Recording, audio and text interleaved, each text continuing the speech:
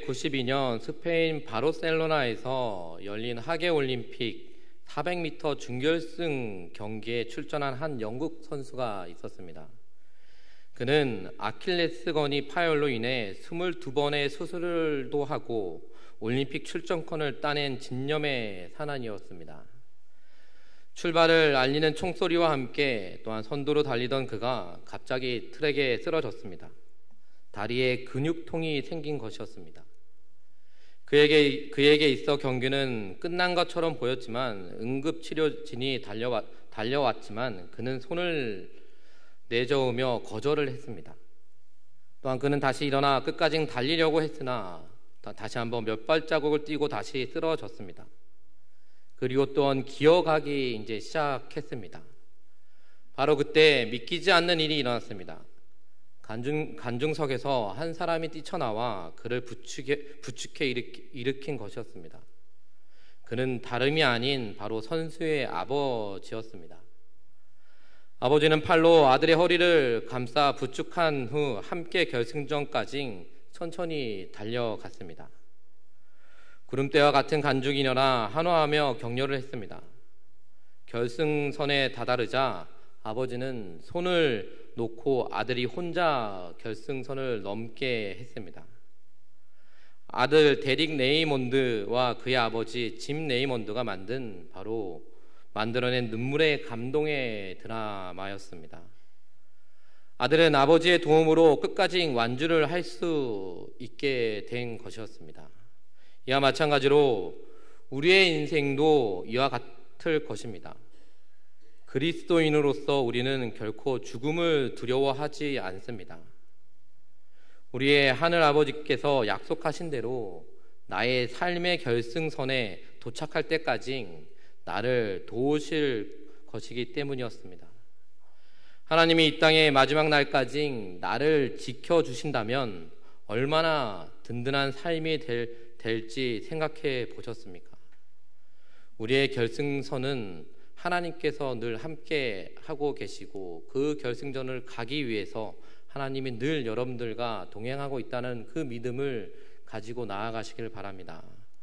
그 삶을 통해 우리는 다시 한번 하나님이 나를 지켜주시고 나를 인도하고 있다는 것을 깨닫게 됩니다. 오늘 말씀의 욥은 덧없는 인생을 연약함을 근거로 하나님의 동정을 호소하며 또 소멸할 인생의 허망함을 토로하고 있습니다. 그는 사람들을 여인에게서 태어난 자로 표현을 하고 있습니다. 우리가 알다시피 고대 근동에서 여인은 바로 연약함을 상징을 합니다. 성경도 여자를 연약한 그릇으로 표현을 하고 있습니다.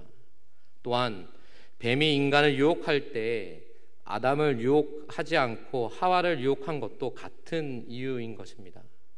따라서 연약한 여인에게서 나는 모든 인간은 연약할 수밖에 없는 존재인 것입니다. 또 오늘 4절 말씀에 또한 욥은 인간의 본질을 더러운 것이라고 표현을 하고 있습니다. 이는 인간이 본질적으로 불의한 자임을 시인하는 것으로 인간은 본질적으로 부정에 의를 행할 수 없다는 말인 것입니다. 욥은 또한 앞서 9장 2절에서 인생이 하나님 앞에 의롭지 못하다는 것을 고백을 했습니다. 이처럼 사람은 자신의 연약함과 불의함을 인정할 때에 바로 강하시고 의로우신 하나님을 갈망하며 바라보게 되는 것입니다. 사도 바울은 로마서 7장 24절에서 오라 나는 공고한 사람이로다 이 사망의 몸에서 누가 나를 건지려냐라고 고백을 하고 있습니다. 그런 후 8장 1절에서는 그러므로 이제 그리스도 예수 안에 있는 자에게는 결코 정죄함이 없나니라고 선포를 합니다.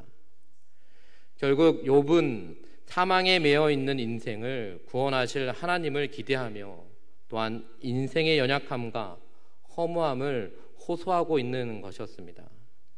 그렇다면 욥은 사람의 연약함을 호소하기 위해 인생을 무엇으로 비유를 하고 있습니까? 2절 말씀에 보면 인생은 꽃과 같이 자라나서 시들며 그림자같이 지나가며 머물지 아니한다라고 말을 했습니다. 1절에 사람에 해당하는 이 아담은 불다라는 뜻을 지닌 형용사 아담에서 유래합니다. 즉 사람이 수명을 다하면 붉은 흙으로 돌아가기에 아담은 바로 인간의 연약함을 상징합니다. 2절에서 인생이 꽃과 그림자에 비유하고 있습니다. 꽃과 같이 자라나서 시들며 이 원어를 의미대로 지역을 하면 그가 꽃처럼 나왔다. 그리고 그가 시들고 있다라는 것입니다. 다시 말해 꽃이 피자마자 시들고 있다라는 의미로 인생의 짧음을 강조하고 있는 것입니다. 성경은 여러 곳에서 인생을 꽃에 비유하는데 한결같이 유효기간이 짧음을 강조를 합니다. 또한 이어서 등장하는 단어 그림자 또한 머무르지 않고 신속히 지나가 버리는 헛된 그림자를 의미하며 또 인생의 허무함을 나타냅니다. 그림자같이 지나며에서 이 지나가며에 해당하는 히브리어 동사는 바라흐라는 것입니다. 즉 통과하다, 도주하다라는 뜻으로 적, 원수 혹은 위험한 장소로부터 도피를 의미합니다.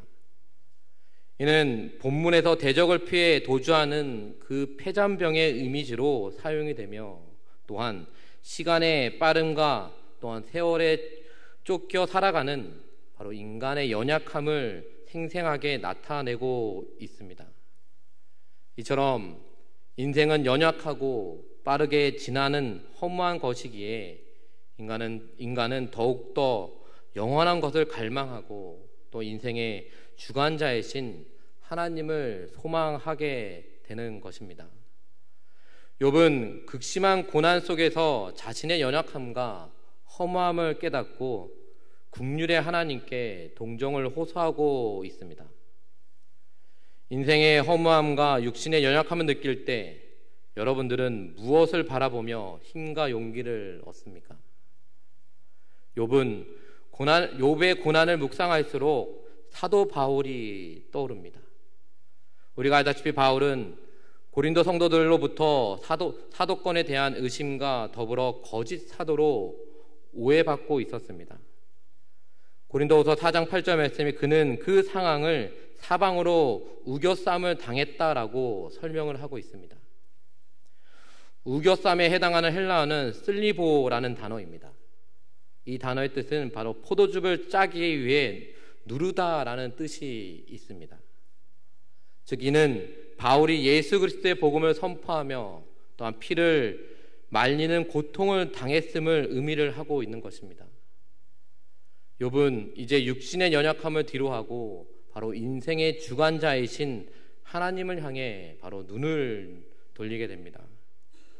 5절 말씀에 그는 그의 날이 나를 정하셨고 그의 달수도 주께 있으므로 라고 선포하며 또한 생명의 기한을 정해놓으신 하나님의 주관을 바라보게 됩니다. 여기에서 정하셨고에 해당하는 그 히브리어 단어는 바로 하라츠라는 단어인데 자르다, 절단하다라는 뜻으로 하나님이 인간의 생명의 한계성을 명확히 그으셨음을 나타내는 표현인 것입니다. 욥은 자신의 고통스러운 인생에 바로 하나님의 절대 주권이 작용하고 있음을 깨닫고 바로 하나님의 구원을 갈망하고 있는 것입니다. 우리 역시 고난 가운데 있을 때 모든 것을 다스리시며 결국 생명으로 인도하시는 하나님께 집중하는 은혜가 있기를 주님의 이름으로 축원드립니다. 우리의 인생의 결승선은 분명히 정해져 있습니다. 그 결승전을 가기 위해서 우리가 한 발짝 한 발짝 전진하며 나아가고 있습니다. 그 전진하며 나아가는 그 삶 가운데 우리는 누구를 더 갈망하고 누구에게 더 의지하며 나아가고 있습니까? 우리가 그 결승점에 도착했을 때 우리는 웃을 수 있는 성도들입니까? 아니면 웃을 수 없는 그런 믿음을 가지고 나아가는 성도들입니까? 분명히 하나님께서는 여러분들의 결승점을 가기 위해서 늘 함께하고 있다는 것을 우리는 잘 알고 있습니다. 또한 그 믿음을 가지고 또한 우리 주관자이신 하나님 앞에 우리는 담대하게 나아가고 있습니다. 우리가 그 결승점에 도착했을 때 저와 여러분들이 하나님 앞에 웃음으로 우리가 반기며 더 웃음으로 하나님 앞에 나아가는 성도들이 되시기를 주님의 이름으로 축원드립니다. 또한 욥은 나무와 사람을 비교해 인생의 허무함을 어떻게 고백을 하고 있습니까? 나무는 찍혀도 다시 um이 나고 가지가 뻗어 자라지만 사람은 장정이라도 한 번 죽으면 소멸이 되고 말기 때문에 인생이 숨을 거두면 아무것도 아니라고 말했습니다. 7절에서 9절 말씀에 보면 욥은 나무에 찔긴 생명력을 들어 인생의 허무함을 부각시킵니다. 7절에 나무에 해당하는 히브리어 이 에츠는 나무 외에 목제품의 의미이기도 합니다. 그러나 본문에서는 생명력을 지닌 살아있는 나무를 가리키고 있습니다. 욥은 나무가 찍힘을 당해도 다시 새로운 싹이 돋아나는 것을 하나님의 때에 죽고 소멸하는 사람의 생명과 대조를 하고 있습니다. 8절에 줄기에 해당하는 히브리어 이 게자라는 단어도 나무 밑둥, 즉 구루터기를 가리키며 또한 물기운에 의해 소생하는 왕성한 생명력을 나타냅니다. 또 더 나아가 10절에서 사람에 해당하는 히브리어 게바르는 대장부, 장정, 또한 강하고 견고한 자를 의미를 하고 있습니다. 이 단어는 문장 맨 앞에 배열되어 이렇게 왕성한 생명력을 가진 바로 장정도 죽음 앞에서는 예가 될 수 없음을 강조합니다. 욥은 바로 바다와 하수의 물이 줄어드는 현상을 비유로 들면서 소멸하는 인생의 허무함을 재차 강조를 하고 있습니다. 본문에 하늘이 없어지기까지 눈을 뜨지 못하며 라는 이 구절을 깊이 묵상해 보면 바로 하나님이 지금의 하늘을 없애시는 심판의 날에 죽는 성도들이 다시 눈을 뜰 것이라 라는 부활의 신앙을 간접적으로 우리는 표현한 것으로 볼 수도 있습니다. 욥이 예수님의 재림에 관한 계시를 받은 것은 아니지만 분명히 부활의 신앙을 소망하고 있음을 우리는 알 수가 있습니다. 인생의 허무함을 묵상할수록 부활의 예수님이 주신 영생이 귀하게 느껴지게 됩니다. 여러분들은 부활 생명으로 충만한 삶을 살고 있습니까? 그 부활 생명으로 충만한 삶을 살기 위해서 여러분들은 어떤 모습으로 나아가고 있습니까? 욥은 인생의 연약함을 호소하며 하나님의 긍휼을 구하고 있습니다. 또한 인생의 허무함을 통해 하나님의 구원을 역시 갈망하고 있습니다. 전도서 3장 11절에 그가 유한한 인생 속에서 영원히 소망할 수 있는 것은 바로 하나님이 그의 마음에 영원을 사모하는 마음을 주셨기 때문이라고 말하고 있습니다. 욥은 극심한 고통 속에서 바로 인생의 시작과 끝이 오직 하나님의 주권에 있음을 깨달았습니다. 또한 6절에서 그의 날에 미칠 때까지와 또한 12절에서 하늘이 없어지기까지라는 이 표현은 바로 인생과 만물에 마칠 때가 있듯이 고난에도 반드시 끝이 올 것이란 욥의 믿음을 드러내는 것입니다. 전도서 기자는 전도서 3장 1절에 범사의 기한이 있고 천하 만사가 다 때가 있나니라고 선포를 했습니다. 우리가 인생에 겪는 고난에도 하나님의 기한과 때가 있다라는 것입니다. 우리가 잘 알고 있는 찬송가 487장 어두운 후에 빛이 오면 이 4절 가사에 이렇습니다. 고생한 후에 기쁨이 있고 십자가 후에 영광이 있고 죽음 후에 영생하니 이러한 도가 진리로다 라는 가사입니다. 우리의 고난 속에 숨겨진 바로 십자가의 영광과 영생의 진리를 붙잡는 인생을 살아가는 저와 여러분들이 되시기를 주님의 이름으로 축원드립니다. 인간은 참으로 연약하고 또한 허무한 존재이지만 우리 인생은 시드는 꽃과 사라지는 그림자와도 같습니다. 그러한 연약하고 허무한 인생은 바로 하나님을 바라볼 때 강하고 보배로운 존재가 되는 것입니다. 하나님은 바로 예수 그리스도의 그 십자가의 보혈로 우리의 불의를 의로 바꿔주시며 또 유한한 인생을 영원한 생명으로 바꿔주셨습니다. 우리의 인생은 물론이고 우리가 당하는 고난에도 반드시 끝이 있다라는 사실을 기억하시기를 바랍니다. 그 끝에는 고난에 비할 수 없는 바로 영광과 영원한 생명이 있다는 것도 기억을 해야 합니다. 주님 안에서 우리 인생은 진정한 존재의 의미를 찾게 됩니다. 그러므로 늘 주님 안에서 승리하고 또한 주님 안에서 기쁨이 넘쳐난다는 것을 잊지 마시고 그 기쁨을 누리며 나아가는 성도들이 되시기를 바랍니다.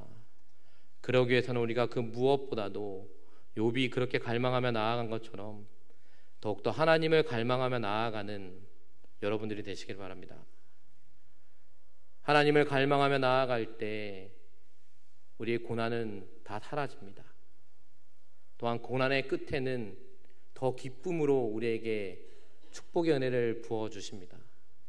그 믿음을 가지고 날마다 승리하며 나아가는 저와 여러분들이 되시기를 주님의 이름으로 축원드립니다. 우리 말씀을 기억해 주시면서 찬양하고 함께 기도하겠습니다.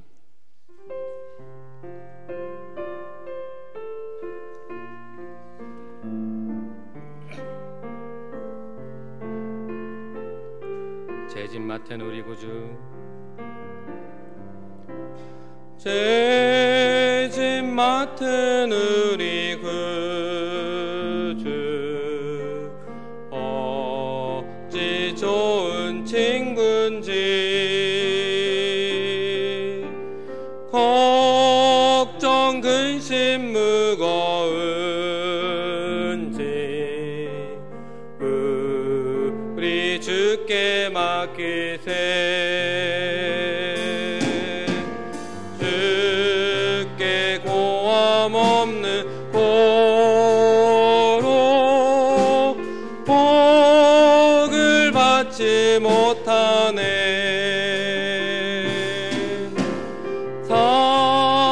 사람들이 어찌하여 아랠 줄을 모르. 3절입니다. 근심 걱정, 근심 걱정 무거운지 아니 진짜 누군가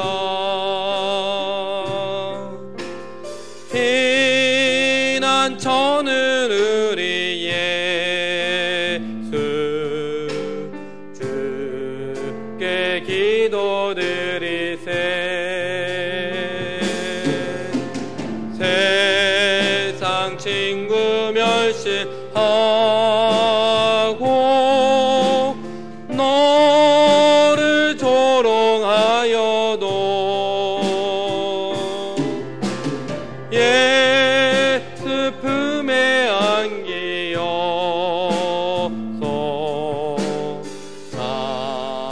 내 위로 받겠네. 우리 말씀을 기억하며 기도하며 나아가겠습니다. 하나님, 우리의 삶의 주관자 되시는 하나님을 찬양하게 하시고 또 어찌 드는 꽃과 사라지는 그림자 같은 연약한 인생이지만 늘 영원하신 하나님을 소망하며 또 날마다 부활의 신앙으로 승리하며 나아갈 수 있게 해달라고 우리 주여 한번 우리 함께 기도하겠습니다. 주여